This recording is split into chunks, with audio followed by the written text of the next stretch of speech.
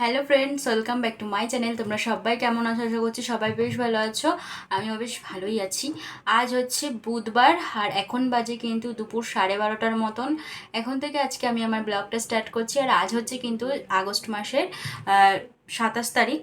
আজ হচ্ছে গণেশ চতুর্থী। তোমরা কম বেশি সবাই জানো, যেটা আমাকে আর এখন আলাদা করে বলে দিতে হবে না।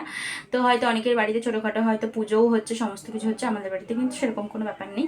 তো আমি সারাটা দিন দুপুরের পর থেকে কী কী করছি না করছি চেষ্টা করবো তোমাদের সাথে শেয়ার করবার। তার আগে দেখতেই পাচ্ছ সোফার মধ্যে এক গাদা জিনিসপত্র, এগুলো আমার সমস্ত ব্যবসার জিনিসপত্র রয়েছে। তার সাথে রয়েছে মানে ঘরের অবস্থা ঠিক অনেকটা এই যে এরকম দেখতে পাচ্ছ। চলো টুকটুক করে আমি আমার মতন করে কাজগুলো করতে থাকি, তোমাদের সাথে একটু একটু করে শেয়ার করতে থাকি। তো ওইদিকে তারপরে যেমন কথা তেমন কাজ আমিও শুরু করে দিলাম টুকটুক করে আমার সমস্ত কাজকর্ম। মানে কি বলবো, এদিক ওদিক সমস্ত কিছু ঘুরিয়ে ফিরিয়ে রাখতেই হয়। তার কারণ বলো তো কি, রাস্তার ধারে বাড়ি না হওয়ার পরেও না কেন জানি না যে এত পরিমাণে ধুলো আসে কোথার থেকে, আমার মাথাতে সেটা একদমই আসে না। মানে প্রত্যেক দিন খাট মুছতে হয়, তারপরে হচ্ছে বিছানা ভালোভাবে ঝাড়তে হয়, আলমারি, তার সাথে ওয়ার্ড্রপের ওপর সাইডে চারিদিক এতবার করে মুছবার পরেও কেন যে এত পরিমাণে ধুলো পড়ে, যেটা এখনও অবধি আমি বুঝতেই পারলাম না। তো এরকমটা তোমাদের কারোর সাথে হয়ে থাকে কিনা সেটা আমাকে অবশ্যই জানাবে। তো তারপরে ঘর পরিষ্কার করে নেওয়ার পরে আমি না খাওয়া দাওয়া করে ঘুমিয়ে পড়েছিলাম। শুভ গেছিলো একটু কাজে, ও বাড়িতে এসছে সন্ধ্যের পর আর আমিও না ঘুমিয়ে পড়েছিলাম। আর এখন বাজে সন্ধ্যে 7:30টার মতন। এখন আমি একটু রেডি হয়ে নিয়েছি, শুভর সাথে একটুখানি বেরোবো গণেশ ঠাকুর দেখতে। যেহেতু পুজো হয়েছে অনেকই চারিদিকে, তো ভাবলাম যে চলো যাওয়া যাক, অনেক দিন বেরোনোও হয় না সেমনভাবে, তাহলে পরে একটুখানি ঘুরে আসা যেতেই পারে। তো মানে কি বলবো, মাঝ রাস্তাতে তো দেখলাম চারিদিক ফাঁকা ফাঁকা, কিন্তু তারপরে দেখতে পেলাম যে ঠিক এতটা পরিমাণে ভিড় রাস্তাঘাটে, মনে হচ্ছিল এটা আর কি জগদ্ধাত্রী পুজোর ভিড় মনে হচ্ছে। জগদ্ধাত্রী পুজোতে তো এর থেকে 3 গুণ ভিড় হয়, কিন্তু তবুও মনে হচ্ছিল কি না কি পুজো হচ্ছে কৃষ্ণনগরে। কিন্তু যাই হোক না, গণেশ পুজোই হচ্ছে। আর এখানে বেশিরভাগ সাইডটাতেই আর কি বুঝতে পারছো গাড়ি ঘোড়া রাখবার জন্যই কিন্তু এতটা পরিমাণে ভিড়টা ছিল। আর মোটামুটি অনেকই পুজো হয়েছে, একটা দুটো পুজো নয়, কম বেশি প্রচুর পুজো হয়েছে আমাদের কৃষ্ণনগরে। অনেক ঠাকুর দেখেছি, কিন্তু তোমাদের সাথে সমস্তটা শেয়ার করতে পারিনি। তারপরে পরের দিনকে আমি আর শুভ দুপুরের দিক করে খাওয়া দাওয়ার পরে বেরিয়েছিলাম, গেছিলাম আমার ভোটার লিস্টে যেহেতু নতুন নাম উঠেছে, তার কারণে আমি সেইটার একটু কাজ ছিল। তার সাথে আমার আধার কার্ডের নামটা একটু চেঞ্জ করতে হবে, বাবার নামের জায়গায় ওখানে শুভর নামটা হবে। তো সেই সবের জন্য আমাদের আধার কার্ড অফিসে না এখন করতে হচ্ছে, মানে অ্যাপয়েন্টমেন্ট নিতে হচ্ছে। যার জন্য কিন্তু আগে থেকে আমরা মানে 1 মাস পরে আমাদের ডেট পড়েছে, মানে সেপ্টেম্বরের 22 তারিখে সকাল 11টার সময় আমাদের যেতে হবে। তো আর কি তারপর বাড়িতে এসে না চলে গেছিলাম একটুখানি চিকেন পকোড়া বানানোর জন্য। একটি চিকেন পকোড়া বানিয়ে নিয়ে আমি, শুভ, মা, বাবা আমরা 4জনাই খেলাম।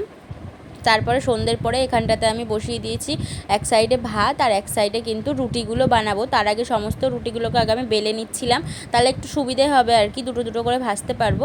আর না হলে ওই একটা একটা করে বেলে তারপরে ভাজতে গেলে না অনেকটাই টাইম লেগে যায়, আর গ্যাসটাও একটুখানি বেশিই পড়ে আমার মনে হয়। যার জন্য আমি একসাথে করেই অনেকটা করে আর কি বেলে নিই, তারপরে কিন্তু ভাজা শুরু করে দিই।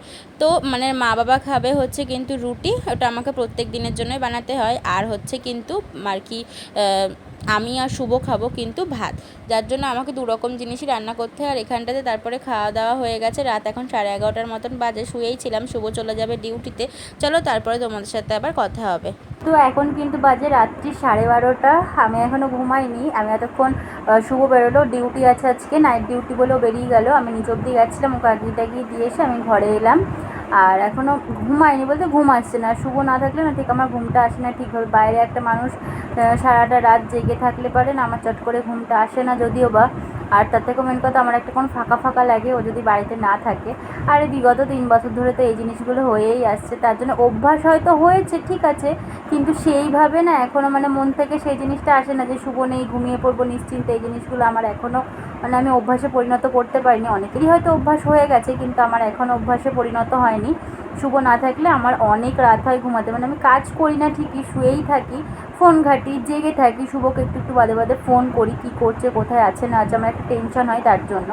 তো শীত গরম বর্ষা আমি তো ঘরেই থাকি, আমার আর কিসের কষ্ট বলো, খাওয়া পাচ্ছি, যখন যেটা চাইছি সেটাই পাচ্ছি। কিন্তু ও তো অনেকটা কষ্ট করতে হয়, শীতকালে সারা রাত জেগে জেগে ডিউটি করতে হয়, তারপরে রাত্রে ডিউটি করে বাড়িতে ফেরে সকালে আবার ঘুমাতে পারে না, আবার ডিউটির জন্য ডাক পড়লেই বেরিয়ে যেতে হয়।